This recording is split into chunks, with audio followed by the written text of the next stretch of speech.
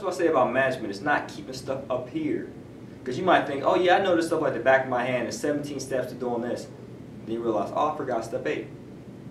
Oh, I forgot step 9. And guess what happens? It's a trickle-down effect. And it impacts others. So when it comes to closing, when you did this full rehab, the home inspector comes in there and realizes, hey, did you realize none of your electrical wiring gets grounded? That happened to me on a property. It was a flip. And I didn't realize, good morning, I didn't realize that, oh man, I never double checked the electrician's work. So now the closing is delayed, and when you're dealing with hard money, that's another month that goes by in which you owe an interest payment. So as a manager, you have to operate, it's about time, you got to operate by a set of checklists. You got to be great at managing projects and people. So you see, guys, you're aspiring to be a real estate entrepreneur. That's a great goal to aim for. But keep in mind, you always have to keep learning additional skill sets. What's the last one? Okay, great. So we talked about the technician, which is the specialist. I'm just combining Michael Gerber's and Robert Kiyosaki's work together. The next level is the manager, right? When you're managing a set of teams, or people in other words, and projects. The last one is the entrepreneur. Now, as I mentioned, as a real estate entrepreneur, you need to be great at 2 skill sets. Outside of just people, outside of just projects, in my opinion, getting access to capital and getting access to properties, to deals. You're being that general partner, that synergistic glue that brings all the resources together. Okay? And then with entrepreneurs, I like to learn a lot, so you'll see me quote a lot of stuff, right? So with the entrepreneur, speaking about Dan Locke's work, he talks about there's 4 ways to split up your time. You got to be focused on, PPM, which is kind of like giving out value, like what I'm doing now, creating videos, positioning myself as an expert. Like your credit check. Yeah, so that way it's easy for people to believe you and trust you and buy your stuff, right? So doing that. The other area is what else, Lewis? What's the other quadrant? Lead generation. Lead generation, right? That's kind of like with real estate. You got to make sure you have an influx of deals coming in. That's why I like to have a team of real estate investors or wholesalers to do that aspect for me. Money later. Money later, that's like thinking about future business. You might be thinking, okay, well, in order to get my ducks in a row, I want to get a 50-unit property. These are the things I need to do now. Maybe I need to get pre-qualified for a mortgage. Perhaps I should start raising capital now. I should go out to networking events, seeing who got deep pockets and start coaching them up. Those are activities you're doing now with a delayed payout. And then money now. And then money now. Money now is like, you know what? I can flip this property I currently have. Let me list it. Or you know what? I can do a rent increase right now on this property to improve the revenue. Or you know what? I can reduce the utilities on this property by adding water conservation kits, making the property more energy efficient so that I make more money. Because you're spending less in expenses and you'll be making more money at the end. That's how you make any asset more profitable. Improve the revenue, decrease the expenses. So you're saying for a business, it needs all 3? Well, for an entrepreneur, you need all 4 plus 2 more. The other 2 is you got to be really great at managing systems and the teams.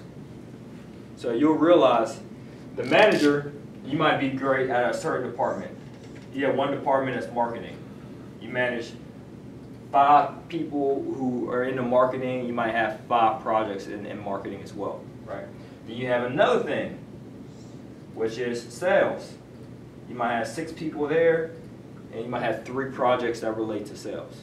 You have another one. You might have human resources. You might have customer service. There's many different departments, right? But as an entrepreneur, you got to make sure you manage all these systems. And they're all operating efficiently and effectively, right? Because you can't have one department that's really great and then another department is really weak. Because they're going to have conflict because each department depends on each other. It's just like the body. That's what business is like to me, the body. You can have really strong biceps, but your triceps or your legs are really weak. Right? You might look good aesthetically, but once it comes to performance, it's going to be subpar.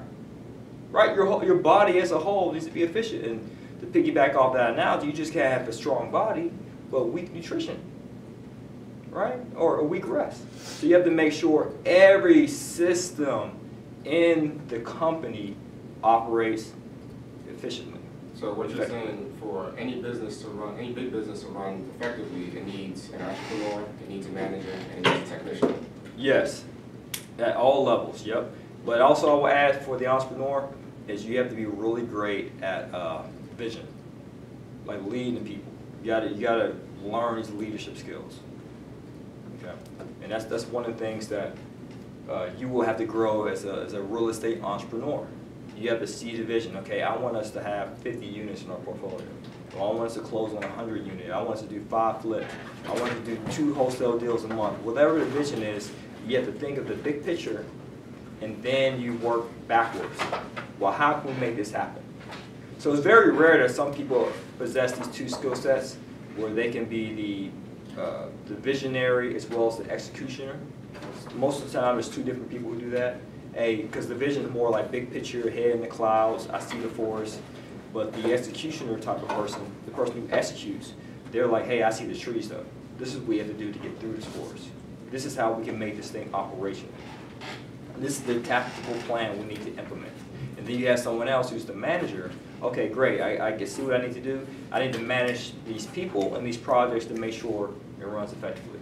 And then the technician has to make sure that person is chopping down that tree. And then the other person is making sure they're sharpening that axe so it doesn't get dull. The other person is lookout, is making sure the trees fall in the right place and so forth. Are you saying that the entrepreneur can hold all those positions, or does he has to have somebody else do those? Starting out, can they be the technician, and what else did he say? Most entrepreneurs start off as a technician. No, I'm saying what Lewis just last said about those 3 things: being a manager, being able to manage like all those different departments, and then being a technician. Can the entrepreneur hold those places as well, those spots? Yes, he definitely can. Like, for example, as a technician, I'm the guy who's doing the videos. So I'm doing that as a technician. Okay. Or I'm uploading the videos. So there are some jobs that I do as well.